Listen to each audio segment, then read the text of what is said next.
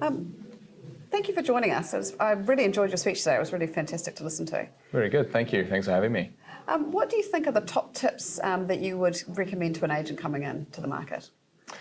Top tips for an agent, look, I'd say you really want to be, self-development is so important. So as I said in the speech, 60 minutes of practicing, training, that's really the key, is to get better skills and also pair up with someone who's actually also doing really well in real estate. So I had a few mentors writing $1 million to $3-4 million commission, and it's just trying to copy and paste their system and get active feedback from them. So if you can pair up with them with listing presentations and get active feedback, that's how you can learn so much quicker, because it's all been invented before. It's just how do we learn the system as fast as possible. That's great advice. Yeah. And then when you're thinking about the market going into this year, what do you see the kind of key trends or things that will be changing? Look, I think there's still going to be stock that's going to be selling. Like at the end of the day, stock still moves, and we've seen the stock levels have less are sold, about 30% less in the marketplace right now. And that hasn't affected our business. We've actually doubled in the past 1 year. So it comes down to how many people we speak to actually take things up. But I'd say it's going to be quite a normal market over the next year to 2 years. Yeah. And when you're seeing the market shift, do you change strategies, or do you just sort of keep with your kind of program of how you acquire new vendors? And does the market dynamic make you change what you do? I think a quieter market, you need to really ramp things up in terms of volume of people you speak to, the amount of marketing money you spend. When everyone retracts, and if you spend more, you're going to almost be better. So we've actually spent a lot in our first year. So we only know the bad market at the end of the day. So we joined when the market tanked completely, and we invest all our money back into marketing, and that enabled us to sell a lot more. And I think that's the key, is bigger marketing is really important. And then once you've got that momentum, then you can start to take money out on the side. It's very clever, spending when the market's lower, because it does, isn't it? It's a great way to shift market share as well. Yeah, 100%, yeah. What do you think the most effective sales techniques you would give for closing would be? I'd say we want to be really high energy and also not take no for an answer. So we do want to be a bit like children. So as children would ask for like cake or sweets, and they kind of nag it, but we don't want to nag the client. We really want to answer the objection, work through it, and try solve any problem that they have, solve it and come with a solution, and then ask to move forward with you in a different way. So we never want to ask them the same type of question, let's move forward, let's move forward. There's always different ways you can ask, say, I want to work with you, let's work with me. Say, what do we need to do today to work together with you? And really just have that passion and energy. Just say, look, I want to get you the best result. Can we help you?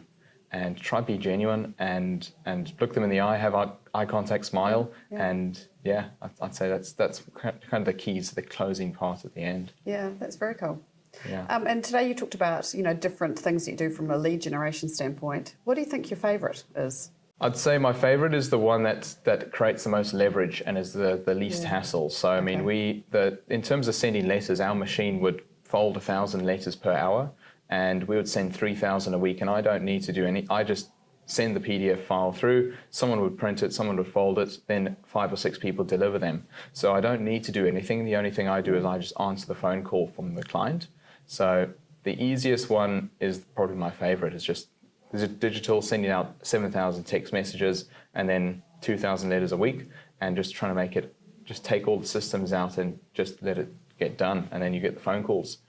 Very clever. Yeah. That was a very, very clever approach. Yeah. And obviously you're building a team. Have you got any sort of things that you do to just continue to keep that, that top team and keep that team engaged, your own team that are working for you?